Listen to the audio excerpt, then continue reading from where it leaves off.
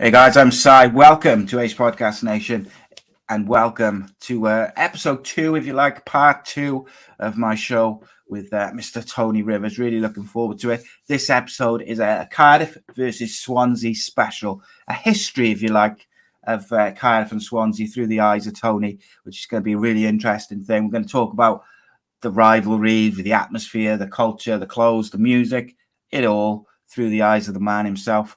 But as always, guys, we've got shows on all sorts of subjects, so please check out all the different stuff.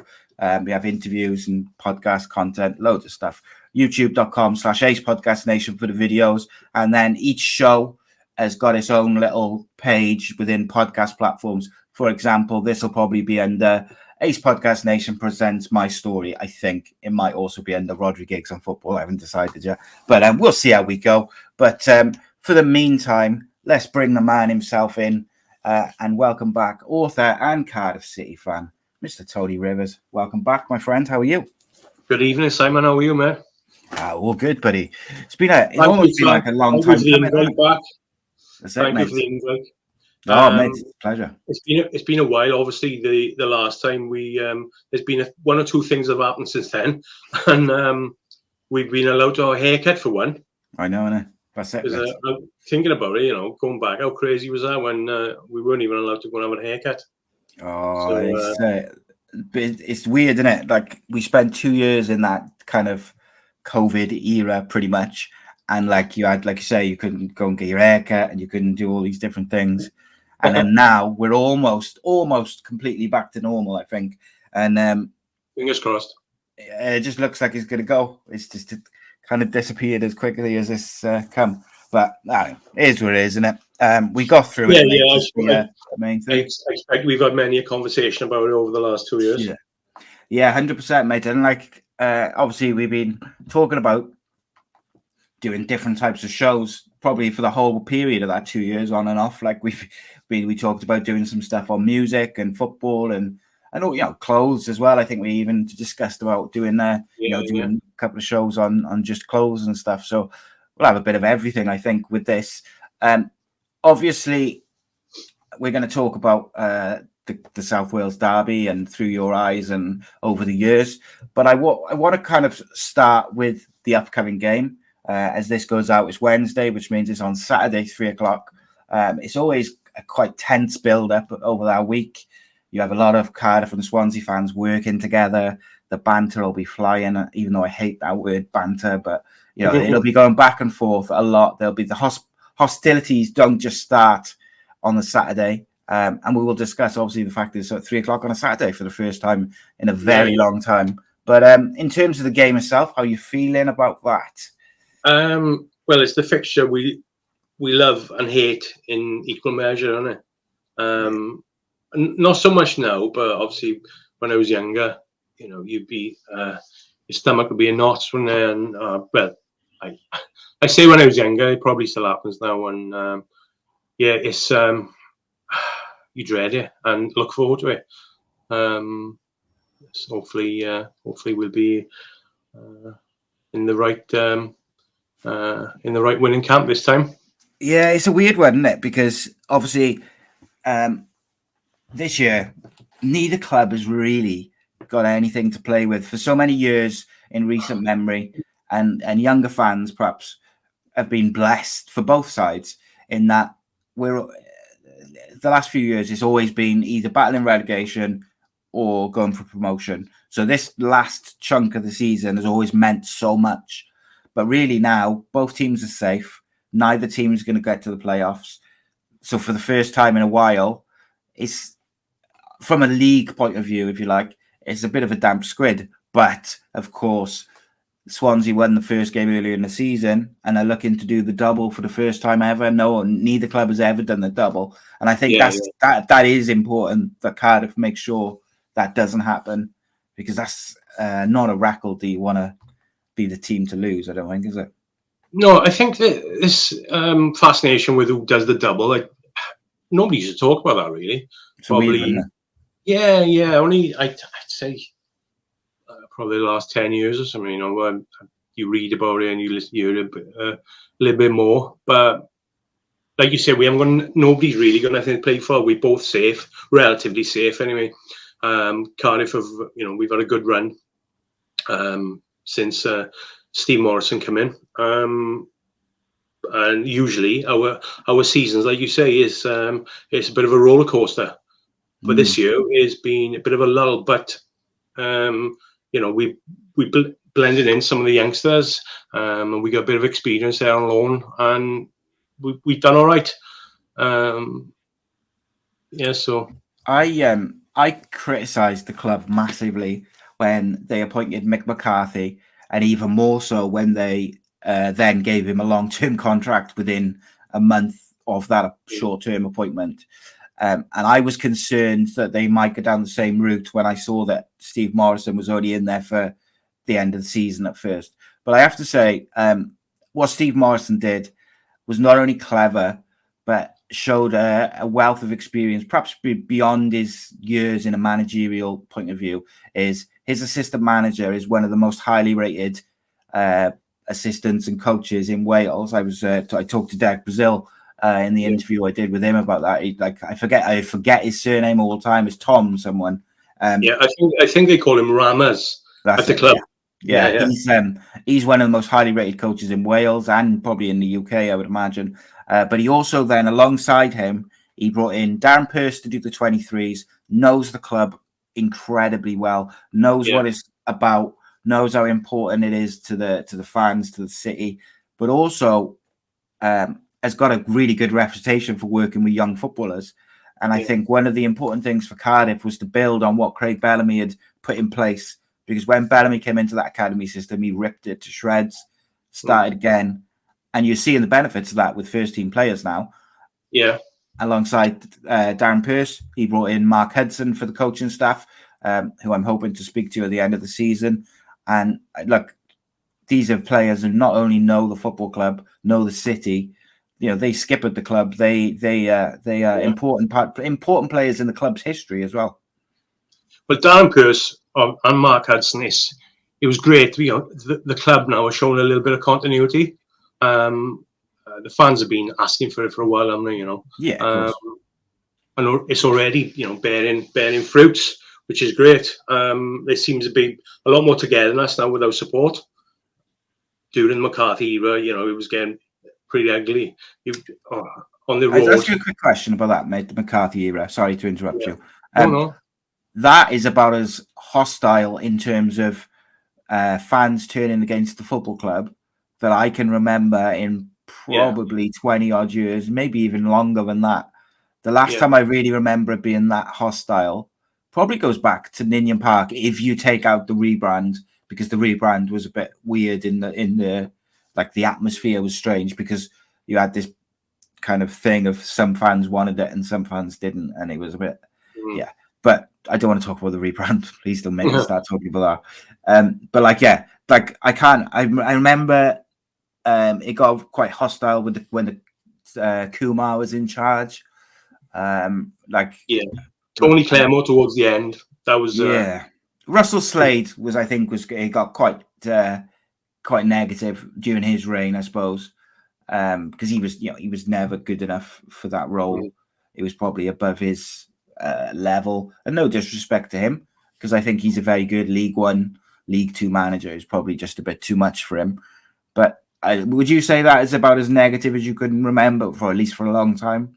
Yeah, I think I've commented on it in the past, probably tweeted, and about our support. People compared our home support to the away support, but it was creeping into our away support, and a lot of the songs, were just slagging off the players and celebrate. If we had a goal, they'd be singing "How shit must you be" and things like that. And it obviously would affect the players. And when was it Morrison's first game when we were 3-0 down at Stoke? Yeah, it was probably 800,000 Cardiff there, and that was turning quite volatile until the comeback, and we haven't looked back since. But I know there's some of the players were singled out. Some of the players weren't good enough to wear the shirt, were they? No, bad attitude as we'll well. the names now, but they're not.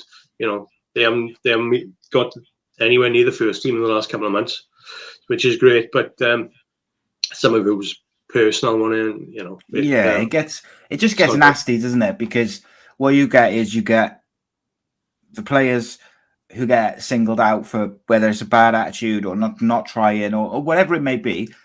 But it very quickly, particularly when people have had a few beers and all the things you add into it, they get carried away and it can get quite personal quite quickly.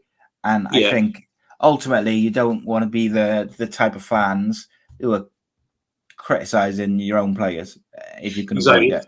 Thankfully, things have changed now in the last. Yeah, he's done a tremendous job, man. This run, you know, and we got in the loans like Tommy Doyle. I don't know who worked that one at the club, but you know, the boy's a little bit special, isn't he?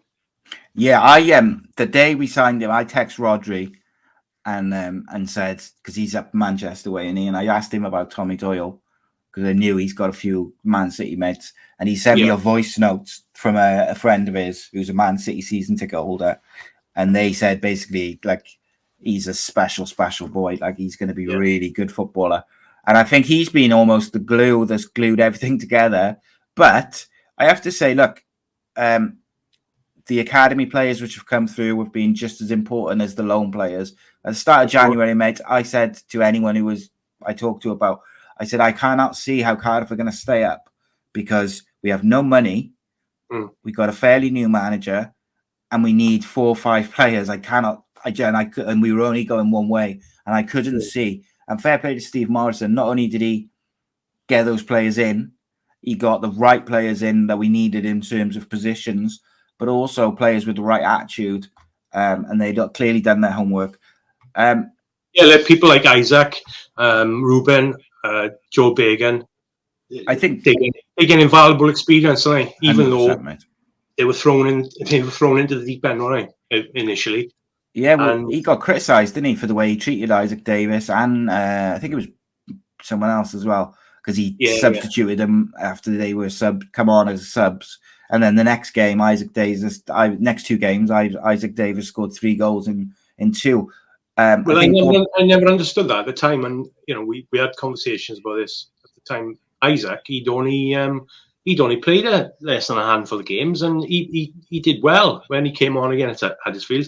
And then we go to Bournemouth, and we get him beat by at the time the best side in the division, and we were down to 10 men, and he came on. You know, obviously didn't have the best of times when he came on, but I thought that was a bit of an absurd piece of management when he went public about it. But you know, people are saying now, well, you know, you have to be cruel to be kind, and look what it's done to Isaac. But Isaac was good enough before then. That was something that left a bad taste in the mouth. Yeah, I think my only thing with it is Steve Morrison knows Isaac Davis, and he knows those academy players particularly well. He knows perhaps what works with them. And I think sometimes we all as football fans forget that the manager and the players will have individual relationships. And obviously he's worked with them in the academy before he's taken the first team job. So if anything, he's more familiar with the younger players than perhaps he is with some of the others. So maybe he's got that kind of, you know, maybe Isaac Davis is a player, for instance, who needs to be told straight, you're not good enough today. I think things have improved, you know. They've been very good, mate. In terms of this game now, how do you think it'll play out? Do you think we might see a bit more of a slightly more free-flowing game because there's nothing really to play for? Possibly. I think we've got a really good, strong home record, haven't we, recently? Yes. And hopefully we can keep that going. And I've seen the Swans once or twice. I think it was West Brom the other week. Excuse me. And they still solid when they were pretty decent on the counter attack that night. It's going to be another tight game. But like you say, if we get an early goal, it could be exactly what we need. Yeah, Swansea been very up and down, mate. West Brom game particularly was very good, but the game before that they played Sheffield United and got absolutely annihilated 4-0. Yeah, and then they went to Peterborough recently, lost 2-1 today. So no, sorry, they were 2-1 down there, and then they come back. And they came back to win 3-2, where they lost to Blackpool. They got like you say, it's been ebbing and flowing on there. But we've been quite solid, haven't we? Recently? Yeah, we've been consistent, mate. Is the main thing. I think defense is sound, and we've got Ryan Wintle in the CDM role, which he's a unsung hero. And what we were going on about just now, I think people like Cody, Drama, and Tommy, the way they've developed the last couple of months, it's going to have a knock-on effect when clubs looking to loan players out in the future, and then they come into Cardiff and they see where the development's going on there from their young players, and hopefully they'll give us quite a few favours in the future. Like. Yeah, I think so. With those three you mentioned there, I hope we can sign one of them permanently and maybe get the other two on loan again next year. Because, look, with all due respect, as good as Tommy Doyle's been, he's not going to play first-team football for Man City next year. So, if we can get him back. The same with Cody at Leeds. Apparently, there's a rumour that Leeds are looking for a new fullback. But the problem is, the more they develop you, the price goes up. And they're in the market then, aren't they? Other clubs in the Premier League, bottom half down, probably will be looking at them and thinking they can do a job here. What's the kid at Everton? The youngster. I was watching him last week. I'm terrible with names. I am. Anthony, his name, isn't it? But he's been really good. I've noticed him, but he's very similar to Tommy Doyle. And obviously he's a step above Tommy at the moment, but you can see Tommy reaching that probably within a year or two. Well, we could be playing Everton next year, mate. So I don't know after they win last week. Well, we never know. In terms of the Swansea players, just quickly, there's them. They got a pretty good spine. I'm a big fan of Ben Cabango when he's playing for Wales. I think he's a really good central defender, and I think he's probably the future replacement for the likes of Ben Davis to play alongside Joe Rodon. But I like him. I think they got that boy who scored 17 goals up front. I forget his name, Joel something. I don't know. Pirro, yeah. I think he scored against us down there, didn't he? Yeah, he's a danger man, obviously. He's got, I was looking at his stats the other day. His goal conversion rate from the chances he gets is quite poor, really, for a striker. I think it's like in the 20%, but he's got a high accuracy in terms of when he gets a chance, he hits the target.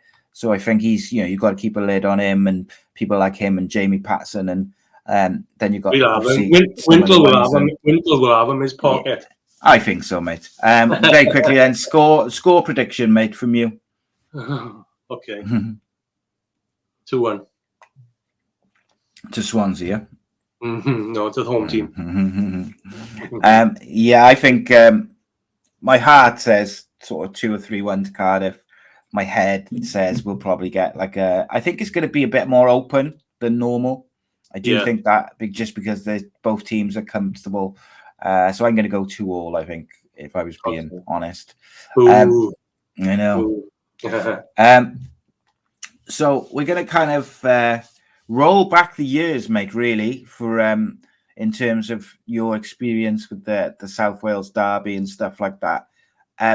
Just before we kind of go right back to your earliest experiences with it, obviously this game coming up is the first one at 3:00 on a Saturday for a very long time. Yeah. Ironically, were you surprised by that it's 3:00? Yeah, it was due, but like we spoke about earlier, my first experience, we'll chat about that now, where there was no families going, there was no children going. Well, we were children, but we were young teenagers, and that's completely the map has completely changed there, haven't it? yeah, they still coming on the bubble, aren't they? Actually, I was talking to somebody about it last night, and they said if this works, then they look into maybe stop that in the future. But who knows? We'll go back. My first Cardiff Swansea game, my first experience of the derby was watching Sports Lineup on a Sunday afternoon with my grandfather, my uncles. David Parry Jones was the presenter, and it's a nightmare. It was a nightmare for a football fan in a house full of rugby fans, because it felt like rugby was on for 2 hours and then there'd be 3 minutes of football at the end. Yep. And he'd introduce David Parry would introduce it. And he'd say, "Right, now we'll have some association football." He'd say every Sunday, and it'd be about 3 minutes on Cardiff, Swansea, and maybe a bit of Newport and Wrexham. But John Buchanan's goal in 1980 was, I probably remember that, from watching on a Sunday afternoon the highlights and thinking that was unbelievable, that goal. It was iconic. Unfortunately, it was the start of Swansea's promotion run to the old First Division, which still rankles with a lot. But yeah, that goal is probably my first memory. I was Christmas 1980 hours, so I would have been 7. But one of the longest probably shots I've ever seen in my life. And it was still accelerating on as it the net, which one of the most famous goals in Ninian Park. And ironically, Gareth Bale's goal against Austria was at the same end, at different stadiums, but at the same end of the city, going towards the Grange end. So that was special goals, mate. Tailed nicely. But yeah, my first Cardiff Swansea game was August 1987. I was 15, and me and the boys, we'd been started going independently for a short while, follow Cardiff, and that was the last. I got told this the other day. I tried to work it out. That was the last 3 o'clock kickoff on a Saturday, 1987. Is that right? Wow, jeez. That was the last one. We went into town at the time. Cardiff was buzzing at the time. It was like Castle Arcade, High Street Arcade, record shops, clothes shops, independent shops all over. It was a glorious time, as somebody once said. And we were just getting into that dressing phase. Like I said, I was 15, and that summer was probably when I was getting introduced to it. One or two of the boys a little bit older. We went into town. Yeah, like I said, 3 o'clock kickoff on a Saturday afternoon, that lovely sunny August day. I think we had Newport a few days before in the League Cup, and it was a bit of trouble then. But we were walking through town, and we went to Woodies, as you did. Come out, and you could sense that it wasn't the atmosphere wasn't the same as usual for us normal Saturday afternoon game, because I think by the time we go from Morgan Arcade in town to the street, walking down from Riverside, we were asked quite a few times where we were from, and we hadn't had that before. But then, as we were walking down, then there was a couple of smashed windows. I remember leading round the corner to the Ninian pub, and it was something it was alien to us. So as we walked round, we were about probably 50 yards from the Ninian pub. There was a minibus pulled up, and a few of them run out from the side, and then I assume obviously they were Cardiff fans who came out. They were clashing, and one Swansea fan who came out in the minibus, he had a crutch. He broke his leg or something, and he had 2 crutches, and he was hitting somebody with a crutch, and then he was getting hit with a crutch. So this was our baptism of fire into the Southwest Derby.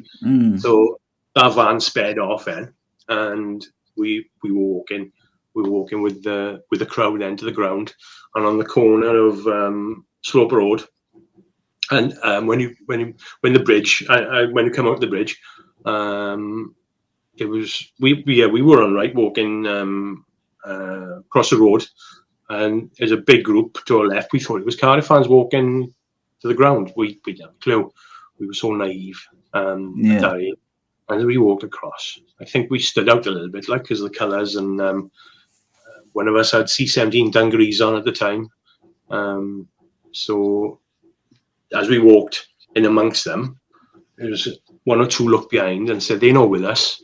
Next thing, crack, we were getting hit and head butted. But they were obviously Swansea fans who come off the train. Right. Unbeknown to us, we walked into like an escort, like. Yeah. 4 or 5 kids walked into their escort, thinking they were Cardiff fans. Next day, we were getting slapped. So, that was the start of it. Then, so went in the ground. Yeah, it was the 87-88 season, which Frank Burrows' famous side, which won promotion later that season. But in the ground was chaos. It was mental. It was a mini riot on the corner of the Bob Bank. We were in the middle of the Bob Bank. When we were younger, we'd go in there with the other singers and everything. But it was kicking off mental in the corner of the Bob Bank, and we were just looking, innocent observers. And Jeff Richards, bless him, rest in peace, Jeff. He was a Cardiff football spotter for years. He was hammering in the corner. These coppers were getting beaten up.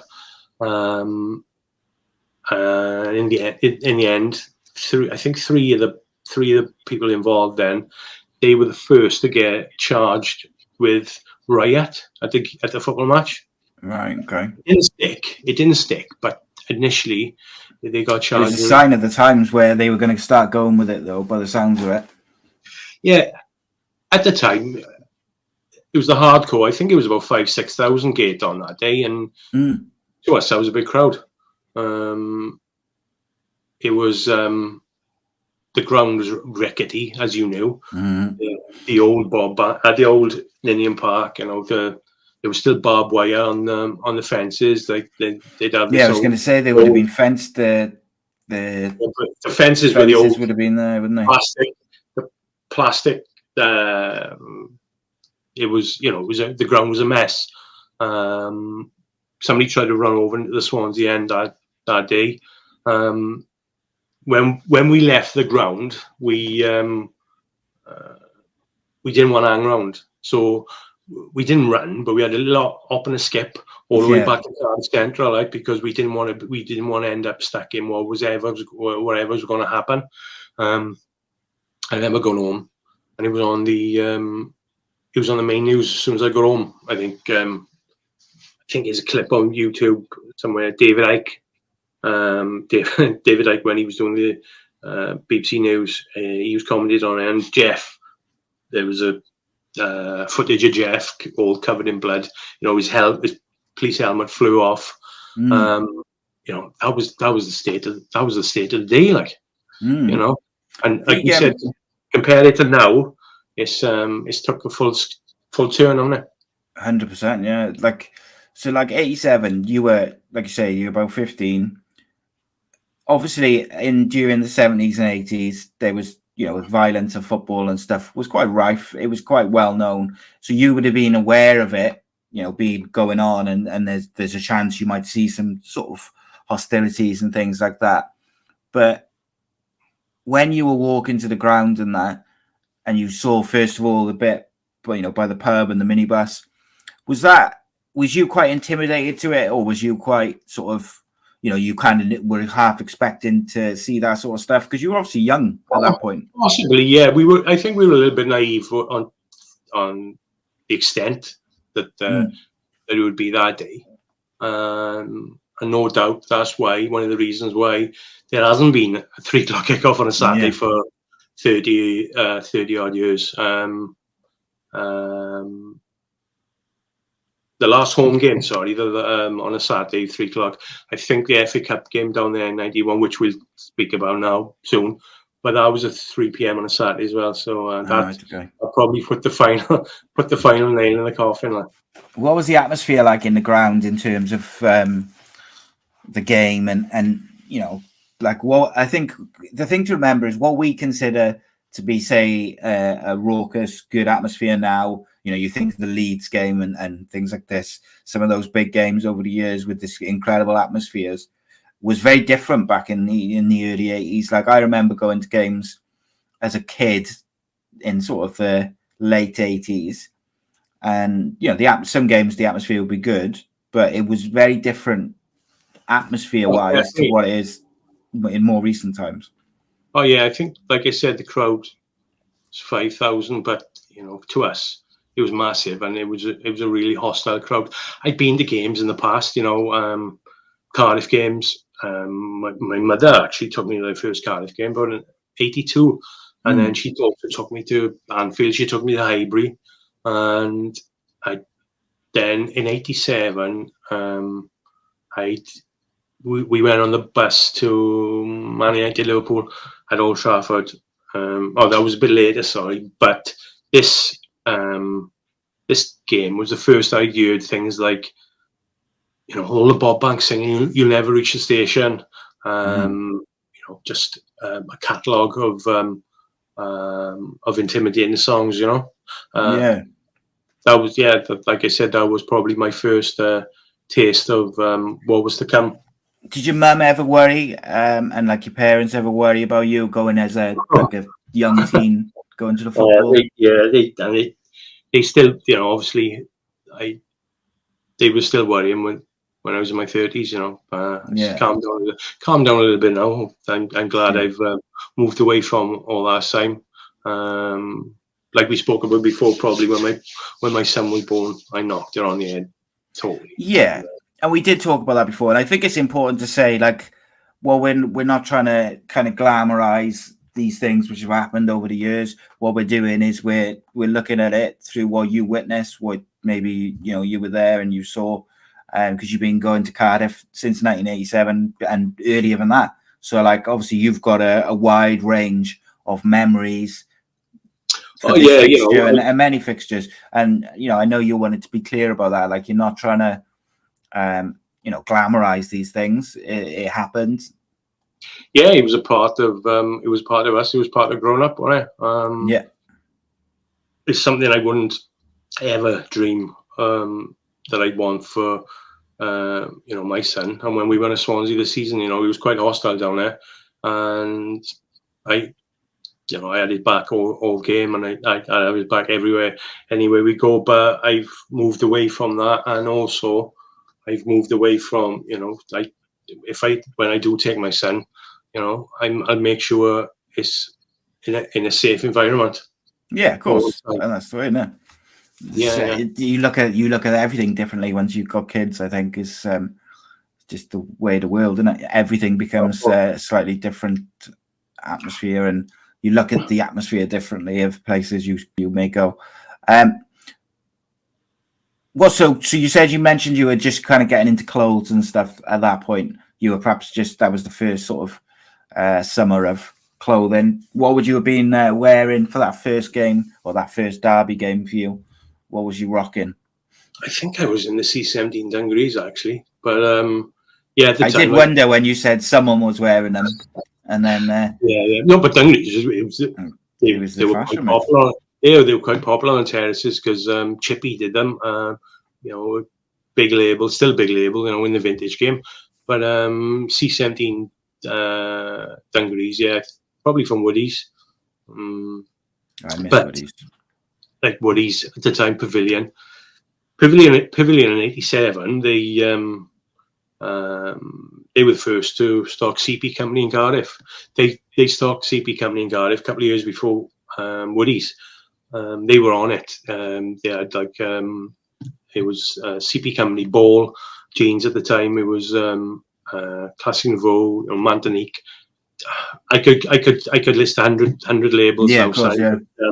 At the time, the independents were stocking. It was a totally different ball game then. Yeah, 100%. And but I think at 15, I couldn't afford these labels. I remember Radio was quite a cool label then, and there was a shop in Porthcawl this beautiful sweatshirt. I wanted it, but you know, I You had to wasn't. I rely wasn't on gonna, birthdays and stuff, didn't you? yeah, I back wasn't going to ask when my. you were that young.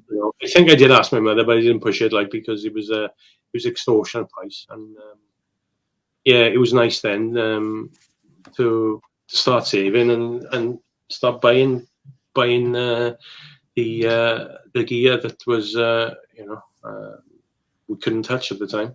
No. So following year, I think it was New Year's Day, wasn't it? 88 would have been the next one for you, next derby game for you. A year older, a year wiser. What was that one like?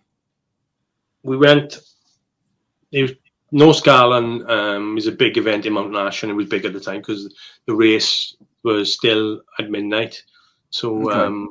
So what's that? Sorry, the North Scarland used to be an annual event in Mountain Ash where they have they used to have I think it was a 3 or 4 mile run. Athletes from all over the country would come. okay. So. And they used to have a 100-meter sprint as well in through Penrith, but they stopped that. But at the time it was still huge, and you're talking thousands of people in Mount Ash on New Year's Eve. And I remember the buzz before, because there was a couple of Swansea fans we knew were there, and we was talking to them, and they said, I remember this, and they said, you going down tomorrow? I think I went on the Arda Glass. Me and one of the boys, Jason Edwards, at the time, we went back to his house. Stayed up pretty much all night because we were buzzing on, on the game on the following day. We caught the bus down there, and it's tremendous from start to finish. Pouring down. I remember it was pouring down, but we got the vetch and got in there probably about 2,500, 3,000 Cardiff in there, and the North Bank was rammed. The ground was pretty packed that day. I think it was about 10,000, 11,000, which third division. It was quite a huge crowd, bank holiday crowd, big crowds as well. No, pouring down. Rubbish game for an hour, probably 0-0, and I think Swansea took the lead in about the 75th minute. Swansea took the lead in about 75th minute. Everybody devastated behind the goal. Then we went up and equalised, I think, about the 82nd, something like that. It was just back and forth. And then they came up then. I think it was Paul Rayner who made it 2-1 to them. There was hardly any time left on the clock, and the North Bank, they were up. There was boys on each other's shoulders singing to us. 2-1, 2-1, giving all that, and we thought that was it. But then we went up and equalised. Then with the last kick of the game, I think Jimmy Gilligan, who was with us at the time, he put the equaliser away. So. Cue with the carnage and behind the goal, which was which was nice. But 4 goals in the last 15-20 minutes, so that turned good ending to the game. The late goals always add to the day as well, don't they? So if you get a late winner or a late equaliser, it kind of just the atmosphere after the game becomes so much more positive, doesn't it? And you feel like you've witnessed something special, even if it's just a league game or something like that. Those late goals, they make for special memories. It always seemed to rain on the pitch. And we were soaked through, but it didn't stop to celebrate. And, they had a player called Joe Allen, no relation, I don't think. What a pain in the arse he was. He got sent off in that first game, in that 87 game. I think he headbutted Terry Boyle. He had a straight red for that, but he's a proper jack. He was, he was a right pain. Yeah, didn't like Cardiff. He scored an overhead kick. He's the one who opened the scoring. Sorry, down there. He scored an overhead kick. Overhead kick, there's footage of that on online, but Yeah, I think that was my first Swansea Cardiff away game. What were those trips like going up to the Vetch? Obviously, it wasn't a bubble trip or anything like that. Did you get a coach? Did you drive or jump in a van? They weren't bubble trips, but they were marshalled. Yeah, I think looking back, we just on the outskirts of Swansea, it was either the Adderglass supporters coach or Mike Lambert supporters bus from Aberdeen. We'd stop in a lay-by just outside Swansea, and then a police bike would take us through. You drive past the prison and the leisure centre, but there on Oyster Mike Road, I think, and then Swansea fans would be lined up, and it'd be the banter in the end days would be V's and hostile.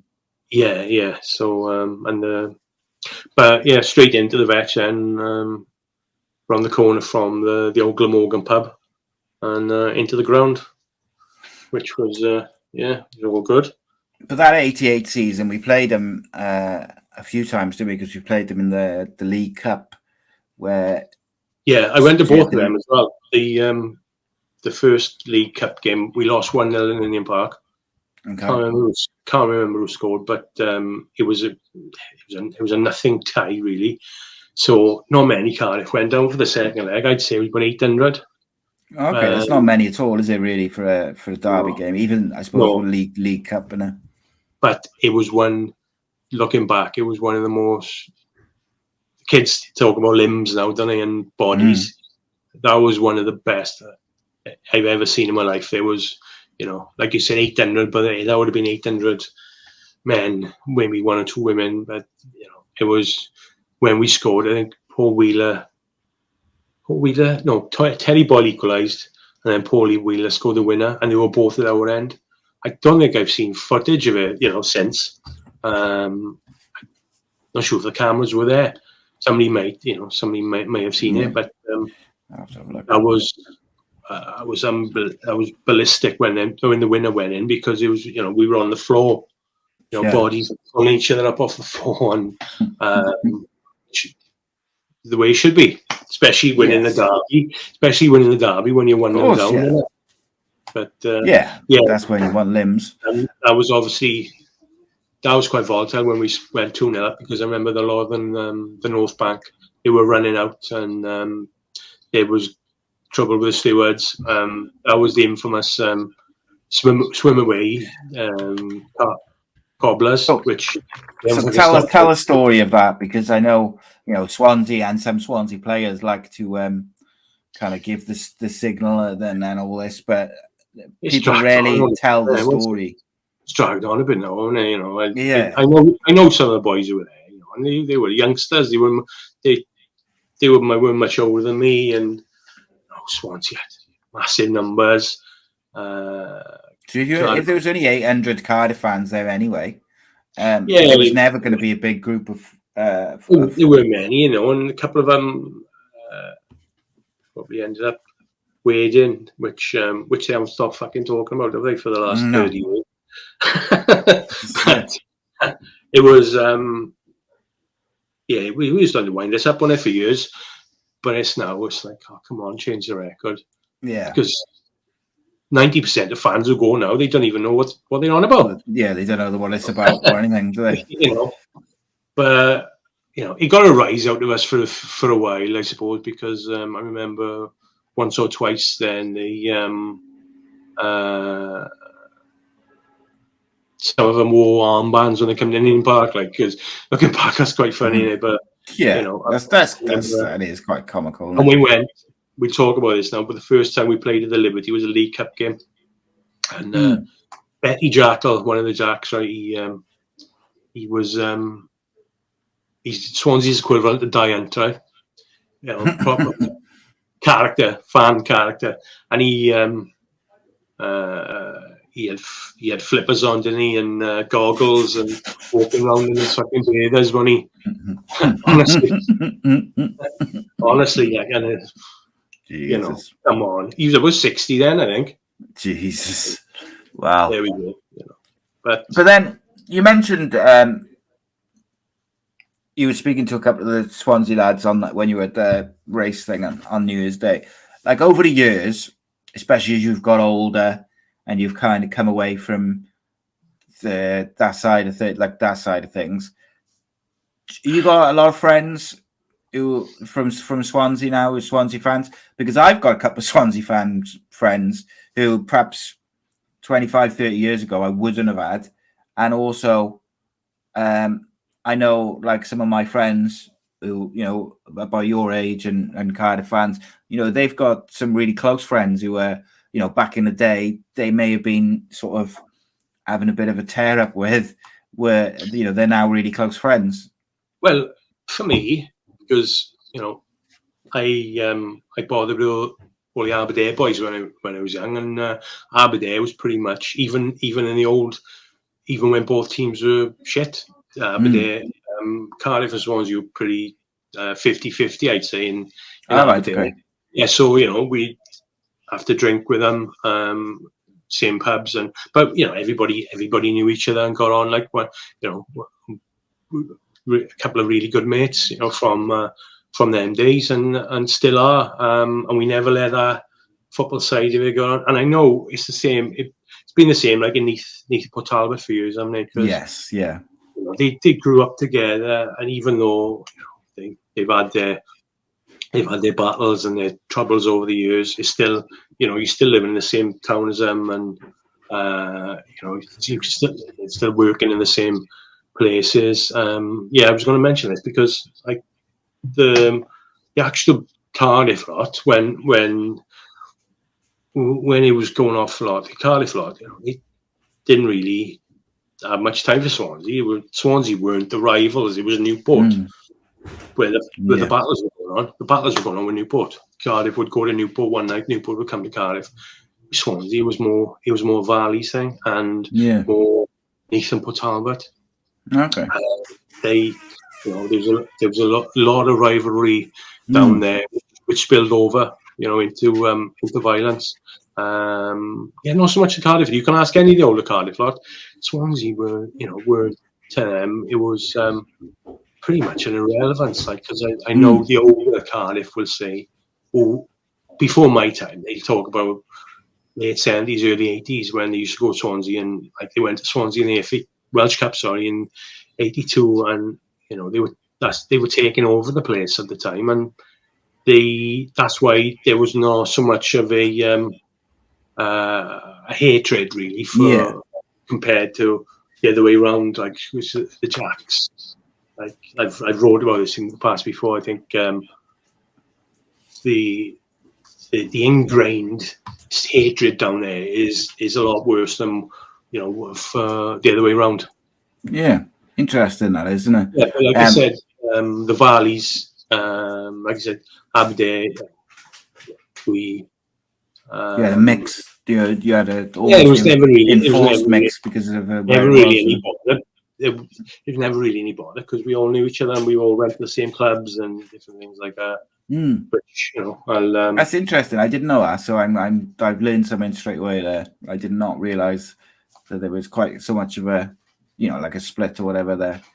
But at the time, because the Aberdeen, Mount Nash, Cardiff, you know, because but the Merthyr, the Merthyr Cardiff fans, and Merthyr had a big Cardiff following. They still have, obviously, but at the time, you know, they had their beef with the Aberdeen Jacks, and you know, that's spilled over into midweeks and things like that when you're not playing.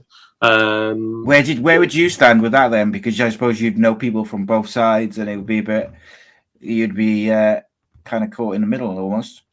Yeah, we were once actually in Blackpool. It was quite mad one night in Blackpool where Merthyr, one of them was about 17, like, but one of them, he didn't want to be left out. One of the boys from Aberdeen, and he came to Blackpool with us, and he got recognised by the Merthyr boys. So that was a mental night. Yeah, interesting. Well, you know, they since then, you know, it's long. It's been long, long and winding road. So you had obviously you had the League Cup '88, and then you obviously we played them again towards the end of the season. I think that was away as well, wasn't it? That final game of the season in '88, because Cardiff took a big lot with them. I think, is that right? Or have I got that mixed up? I remember we played them in the League Cup, and then we had them in the Sherpa vans, which so what's that, like the auto glass type thing? Is the it? old auto glass? Yeah, we had them in the Sherpa Gotcha. vans in Union Park, and we beat them 2-0. I think it was about 2,500 there, but they brought a few down. Right, okay. They brought a few down, not too many. But Alan Curtis, he scored. He scored. He scored wonderful goals for both clubs, haven't he? Yeah. But when we had him, that must have been painful for them. And he scored one of his trademark goals that night. He jinked about 2 or 3 Swansea defenders, curled it into the top corner. At the Grange end. That's another one. I don't know if that was recorded at the time. It's a shame, that, isn't it, from a historical point of view? Maybe HTV had it, but that was a wonderful goal.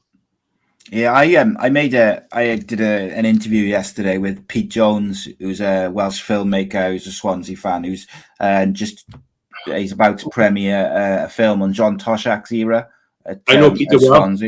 Yeah, so I spoke to him yesterday, and because he's got this Tosh film coming out in May, I think it is, and they focused on the period, when Tosh came in and the impact he had on, because people forget Swansea were on their knees when Toshak came in, and he changed it not just on the pitch but off the pitch as well for him, and it's something which I was even as a Cardiff fan, I didn't want to particularly watch a film about Swansea's greatest moments, but actually having seen the preview and spoken to Pete, I found it was as a football fan, it was really interesting. And I like Pete. We go back a long way, and he said like there's no digs in there about Cardiff or anything like that, and like Gilo's on there, and there's a few others, and it seems to be good. And obviously John Toshak has been unwell recently, and I think they're hoping that he's going to be well enough to go to the Premier, which I hope he can, because I think from a human point of view, it would be good for him to be able to watch that film, having seen the preview, and see how highly his peers rate, speak of him and a film about him. So fingers crossed on that front. Sorry, mate, I digress. No, that's when I was talking about the Aberdeen boys when we were teenagers. Peter, that's when I first met him, and he was the editor of the Jack Mail fanzine in the late 80s. Oh, right, okay. Because he went into music, didn't he? Yeah, we were doing Watch the Bluebirds Fly. He went up to London, didn't he? And he wrote a book on the Libertines. Good mates with the Libertines. He's done a book, didn't he? I know. I've just noticed he's been working hard to get us off the ground, and good luck to him. Yeah. But going back with Toshak, the subject of John Toshak obviously is it's a sore subject for Cardiff, because we weren't getting any investment at the time. Swansea weren't getting any investment, but they struck gold when he went there, and it could have should have been as well, isn't he? Yeah, which makes it should have been less like. But yeah, we go.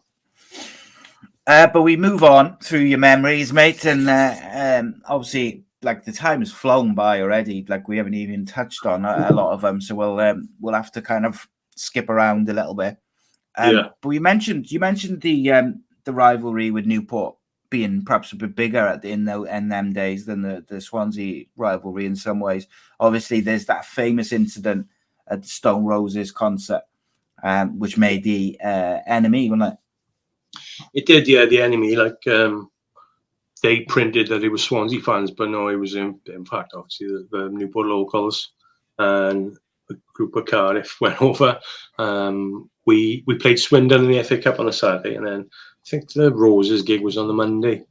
And obviously the famous moment when I think it was when the Cardiff fans threw a yellow yellow. Nick Fisk. Nick, yeah. Sorry, I knew it was Fisk, but yeah, it was Nick. And Manny was like, "Oh no, don't fucking put that on, Ian."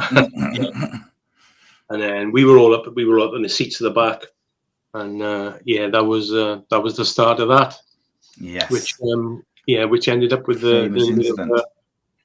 When it ended up with a few posters going awry after the show. But I know there was some Jack's Head, but it was mainly Newport thing. Yeah. And that kind of gets lost a little bit.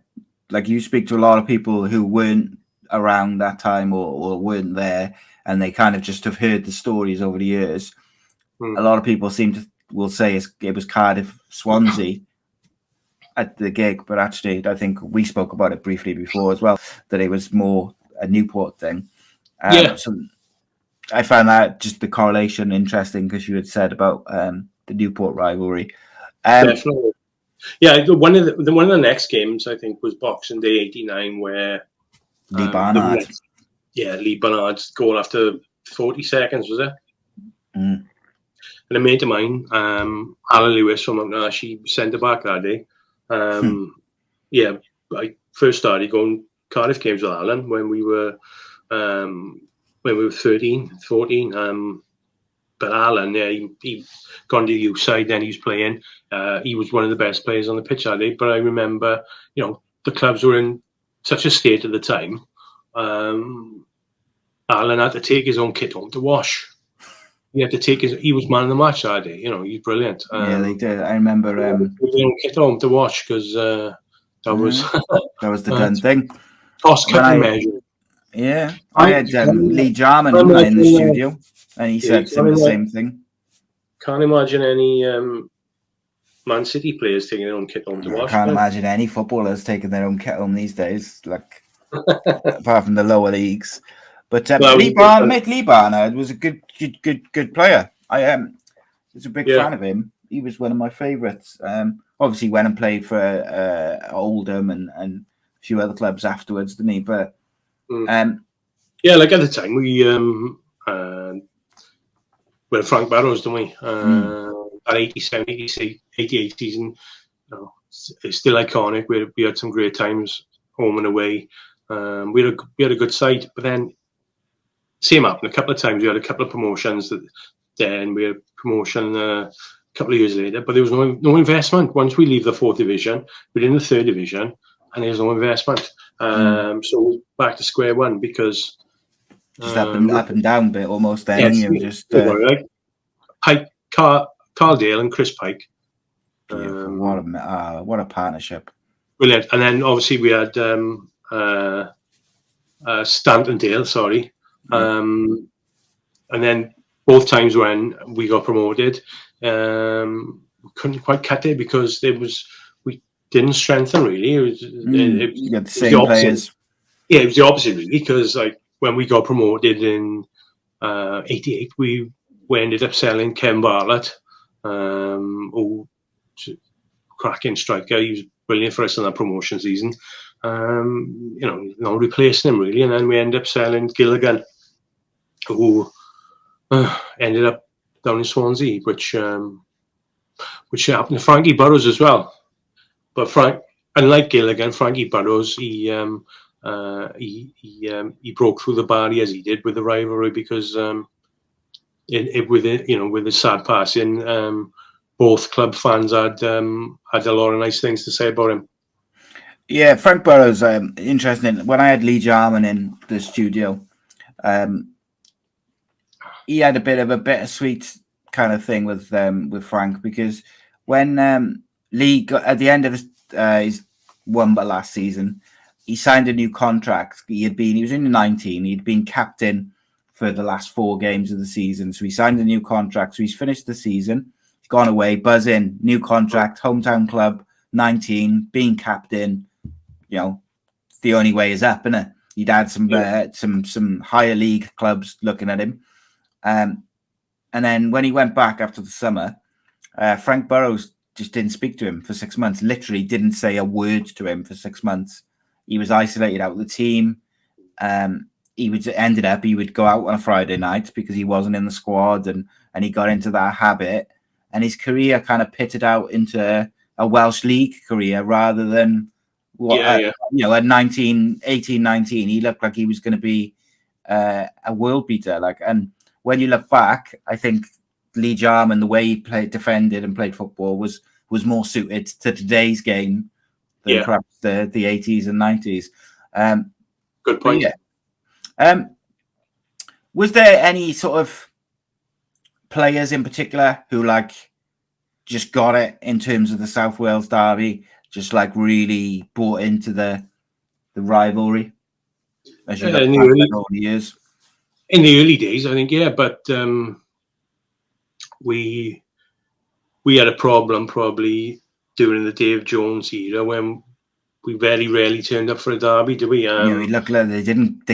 It was the complete opposite, wasn't it? It was like they just treated it like another game, and we always seemed to have a problem with getting over the line. But down there to them, at that time when they were coming from League Two, when it was a cup final for them, wasn't it? Yeah, when they had that run, because the first time we skip a few years now, but the first time we played them, then we didn't play them for about 7 years through Sam and Mam's era. I think we played them in the FAW Trophy, but the first time we played on the Liberty, I'll be honest, it was we took our loads down, but it was a bubble. But the atmosphere in there was, Swansea fans might say, it was the most hostile it's been down the Liberty because our players froze on the night. It was. Swansea used to have a load of boys on the halfway line, and some of our players couldn't even take throw-ins. It was that intimidating. It was it was a tough night, that was. But like, we hadn't played for 7 years. In between that, for me, there was the internet years. Like, I was guilty of it myself. I'd get into arguments all the time online. I suppose it would have been like message boards back in them days, wouldn't it? And it was, and it did turn quite volatile and nasty, and it definitely escalated into that League Cup game. But so what year was that? That'd been about 2008. Was it? Pardon? Was that about 2008? Was it something like that? Or a bit earlier? Yeah, maybe. It was about 2008, because we hadn't played them for quite some time. No, there was like a big gap, wasn't there? Yeah, they were. We were perceived through that time to be the money bags. We were spending. Well, we had an incredible squad, didn't we, going into that those seasons? We were spending, extortionate amounts on wages and fees, which was great at the time, wasn't it? But what a time to be a fan. Yeah, but to them, like you said, it was their cup final, and it was probably the equivalent of when it wasn't as atmospheric or hostile as when we played Leeds. But to them, I'd say it would be on a par what it was with us against Leeds. But was it the following year when Chopra scored that late winner? I think we went down. We went down in the league that season. We lost 3-2. That was another Dave Jones catastrophe. Special. He was shrugging his shoulders, wasn't he, about it? And we on our head out on the way home. How poor we could have been down there. But he always said he treated it as any old game. Which, he didn't care. I understand the logic, but sometimes it's nice to go down there and you've got to see it from your fans' point of view, haven't you, and see how much it hurts them. The Chopra winner was, that was it was a special day. That revenge was sweet because it was in injury time. We were 1-0 down, weren't we? I think Ashley Williams scored. Chopra equalised then in the first half, and then we went up. And I remember my celebrations was so contorted and long. All our lot, we used to have season tickets in between in between the Canton and the Ninian, where it is now, obviously. And it was chaos when we scored, obviously.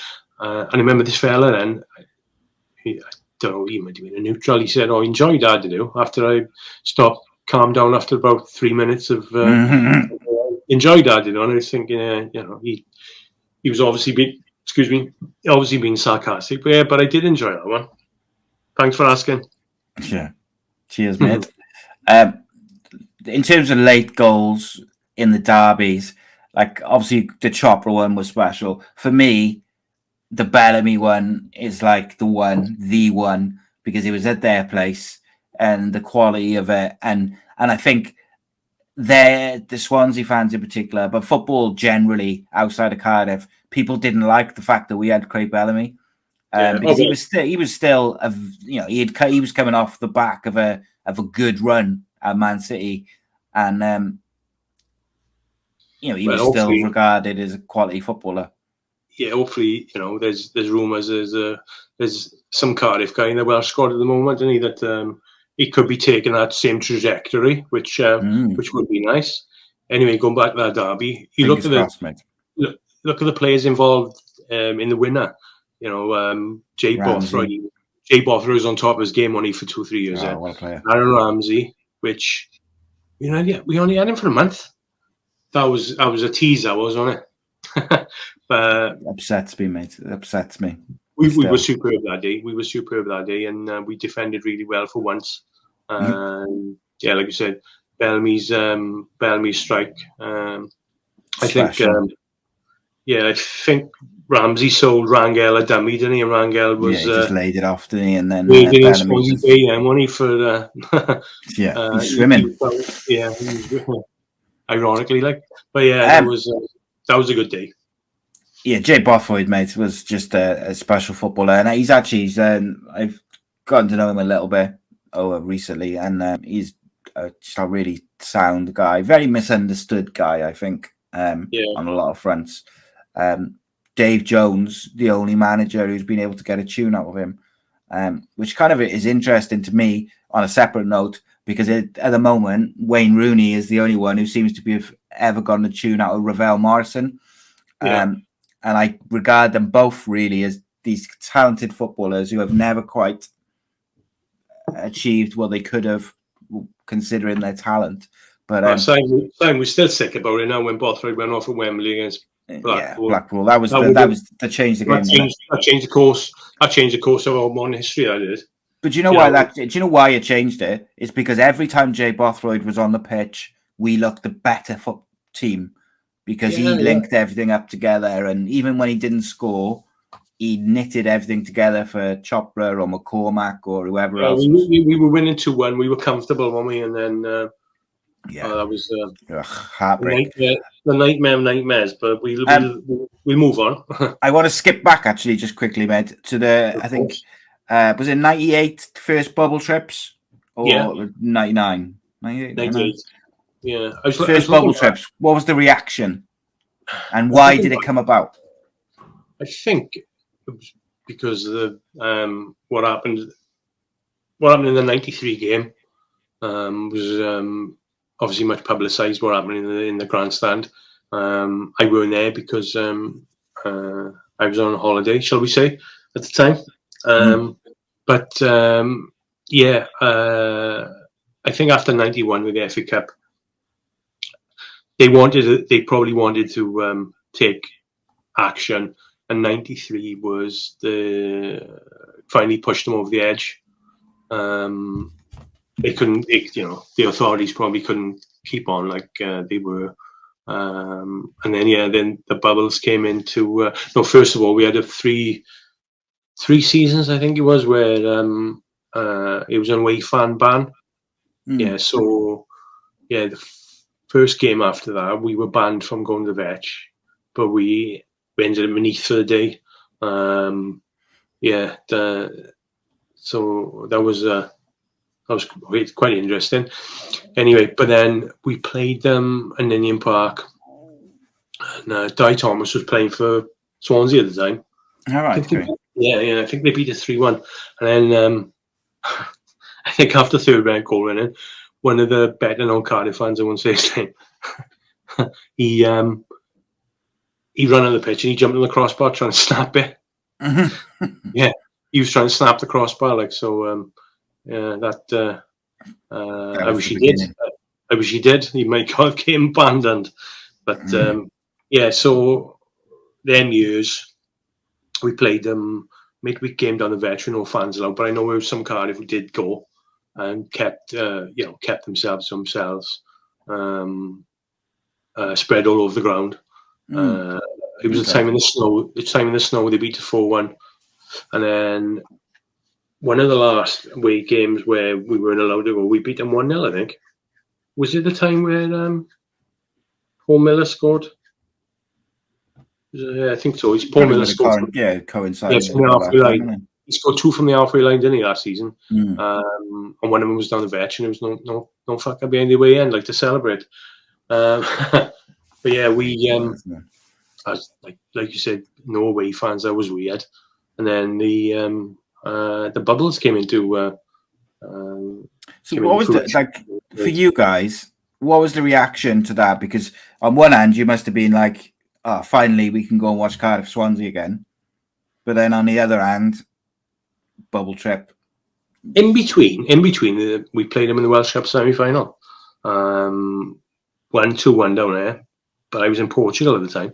I remember phoning back. To one of the boys, asking what happened, what was the score, blah blah blah. But the second leg, I was there, and we beat them 4-1, and that was one of my favourite nights in Indian Park. There weren't many here, but it was one of the Welsh Cup games, really, was there? No, but who was there made such a brilliant atmosphere, and it was about Swansea, because they lost 2-1. They didn't bring many. The second leg, probably about 500 came, and the best thing was we were in good voice that night, and as every goal was going in, you could see some of them want to leave, but police wouldn't let them. So they were forced to watch it.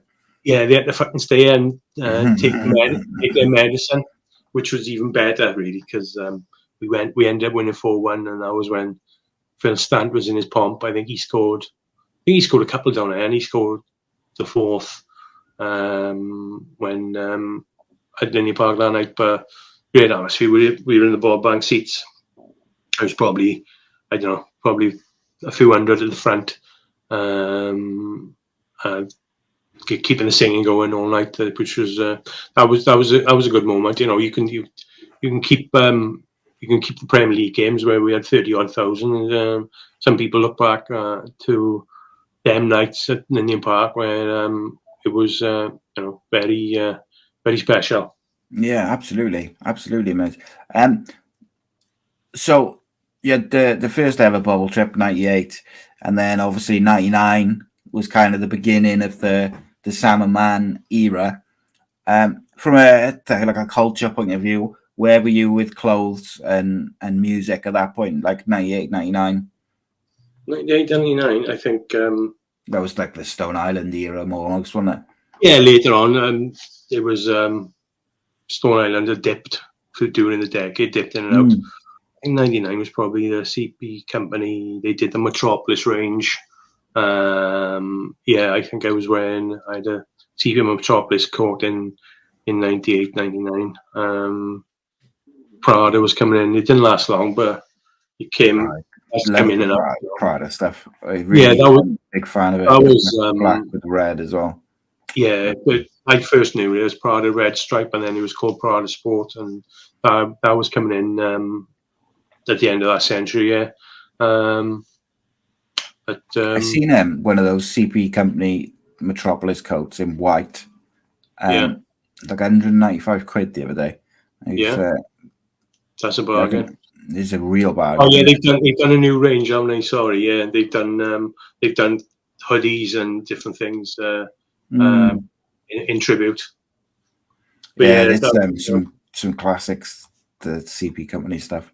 Some real nice. Going back to Stone Island and Swansea, like we played them in the after the FA Cup game. Yeah, they classed it as their revenge game, but they came down, they played up a bit. in '93 in the Autoglass, and I had a stone in at the time with the reflective coats. Winter '92, bought this blue reflective coat from Woody's, and in the dark, when you go in the game, you just stand out like Bleacher Beacon, you know what I mean? Stick out like a sore thumb. Yeah, and I did. And it was all going off all the way up from the Ninian pub to Sloper Road, and I had it big fucking stood out like a sore thumb. But actually that game, I was another brilliant atmosphere, even though we lost. We lost 2-1. But a few years later, it was on Sky, and when we scored, I think Stan scored again, and there was some Cardiff on the pitch because we used to go on the cannon stand. And then we a couple of years later, it was a minibus full of Adri lads came down. Okay.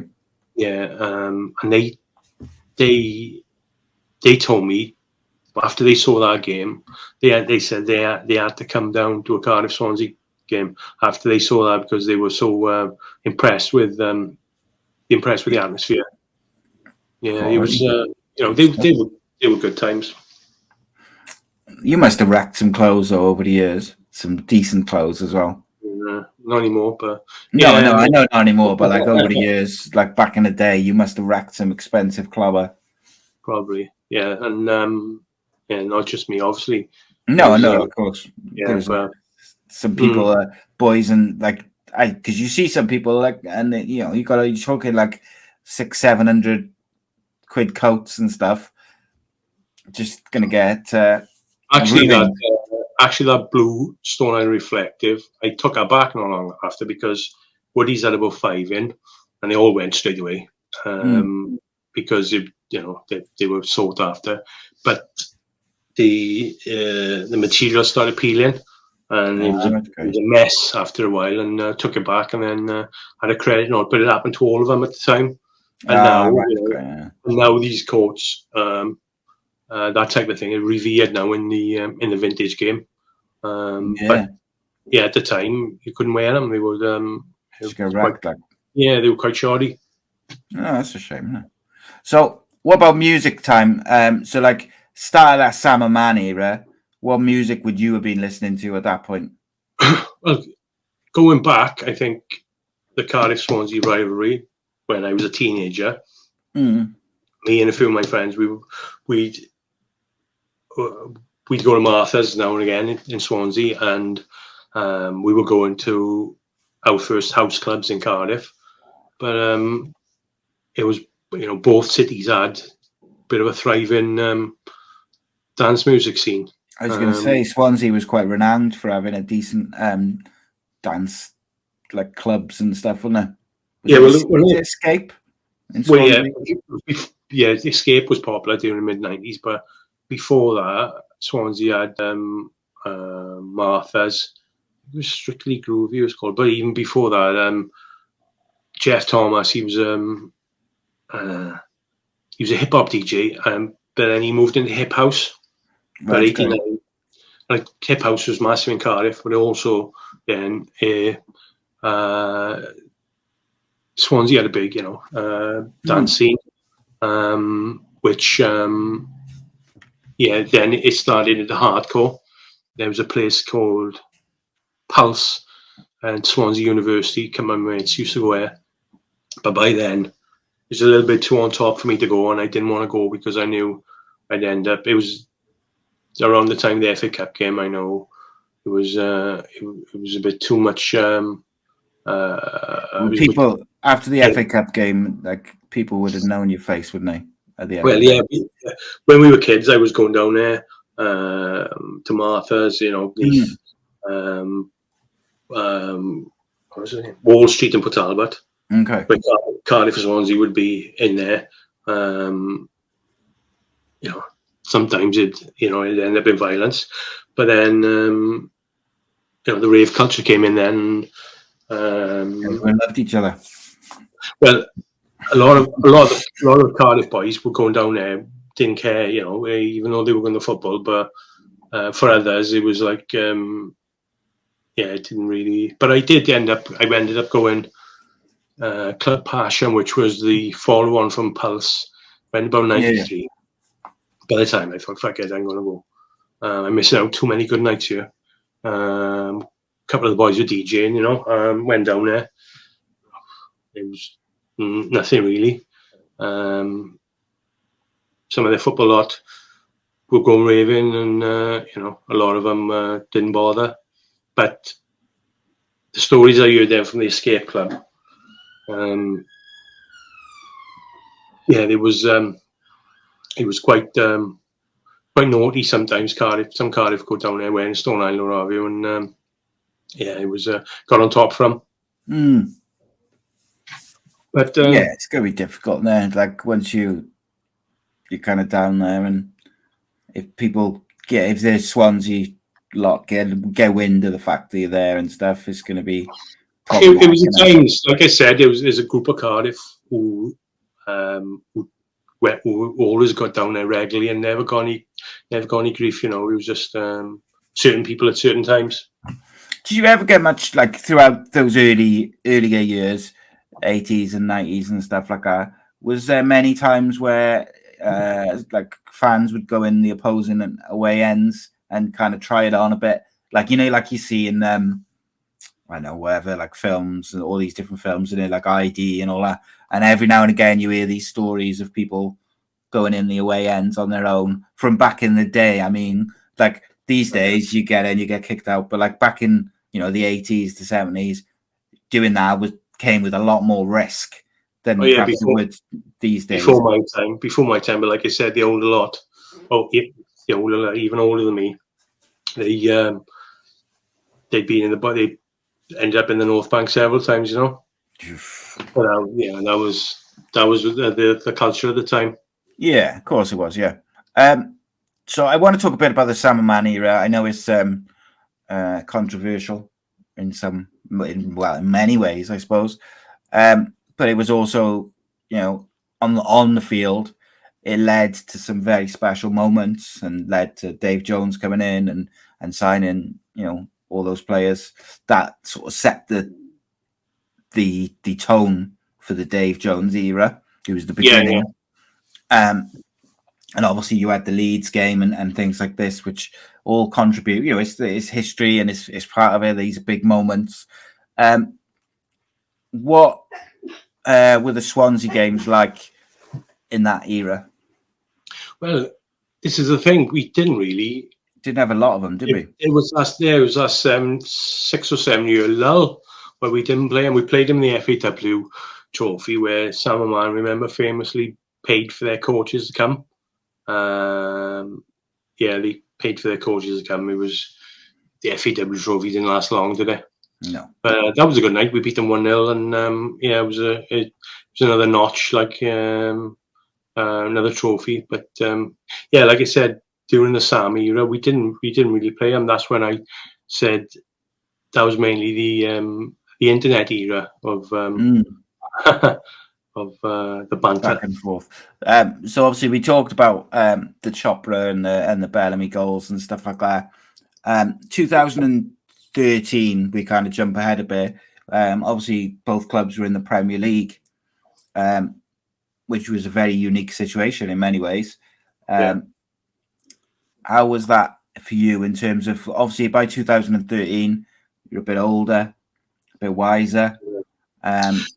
We've spoke about the rebrand at the time, and obviously, even though it was difficult, mate, wasn't it?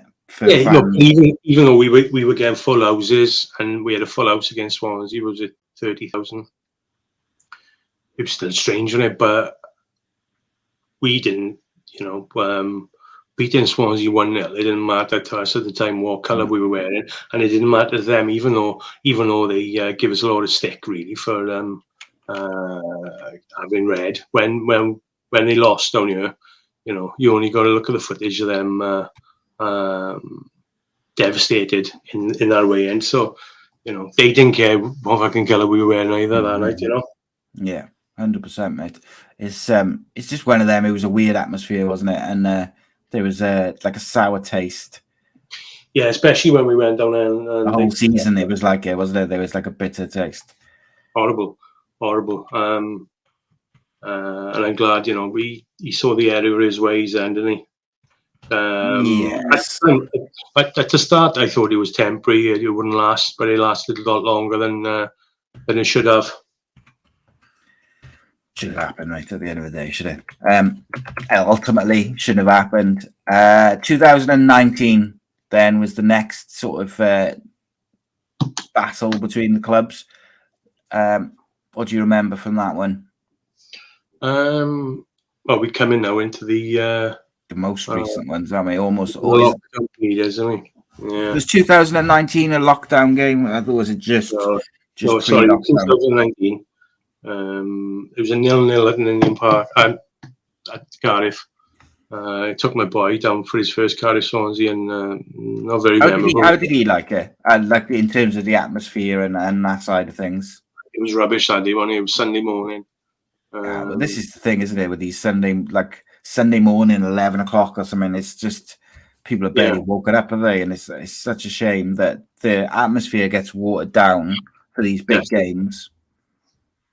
Definitely. Obviously, the lockdown games, strange. It's been a strange time, haven't it? You know, when they beat us 2-0 down here. Not very nice, was it? But no. Getting our own back down there with Flinty's header. I was. I remember my wife put it on her Facebook status saying, "I think Cardiff have won because Anthony nearly come through the ceiling." So yeah, that was nice. And then, but this season, I took my son and our friends with their family and friends, with their young boy.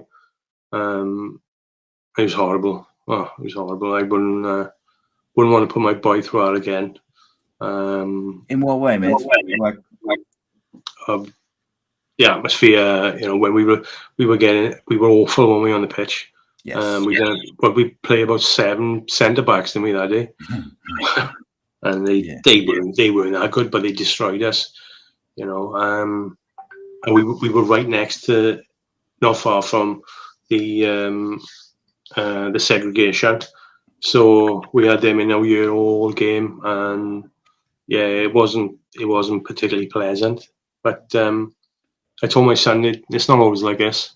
So hopefully now, come Saturday, we'll have it in reverse. Positive results, yeah, positive result.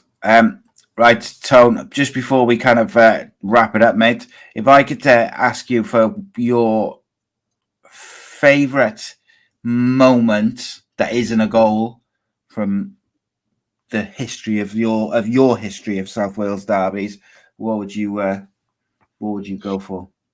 Even though we beat them in the top flight, in front of 30,000 people, like I said, the Welsh Cup semi-final in front of 5,000 people, beating them 4-1.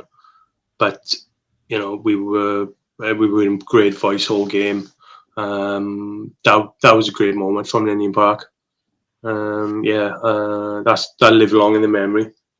And if there was one song from your sort of catalogue of music that you listen to that you associate with the South Wales derby, is there one which kind of sticks out? Whether it's a song you listened to when you were younger, before the game, or after, or is there any sort of song or album that you kind of go to? Good question, that is. I think, yeah, my first game, that first game in Indian Park in '87. At the time, it was photo online. Me at the time, I had a Beastie Boys Run DMC T-shirt. It was their Together Forever tour. So one from a Raising Hell album of Run DMC, or License to Ill Beastie Boys. That'll do for me, Sam. There we go. Like it, mate. Like it. I like it a lot. Tony, as ever, mate, it's always a pleasure to discuss football and whatnot with you. It's been a good little chat. We went way longer than we thought we were going to, because we just, at the start, we were told just like talking away, and then before we knew it, it was like 50 minutes gone. I was like, oh my god, we could go on for a lot longer. I'll come on again soon. Yeah, but admit I'd definitely like to do one on music, because I feel like we could have some real good conversations on that, mate. Perhaps we'll save that one for when you come down to Cardiff and join me in the studio. That'd be a 100%. Good one. As ever, mate, it's a pleasure. All right, thanks, Sam. Cheers, Don. You have a good night, and see you soon. We'll see you all soon. Cheers, guys. All the best, sir. Bye-bye.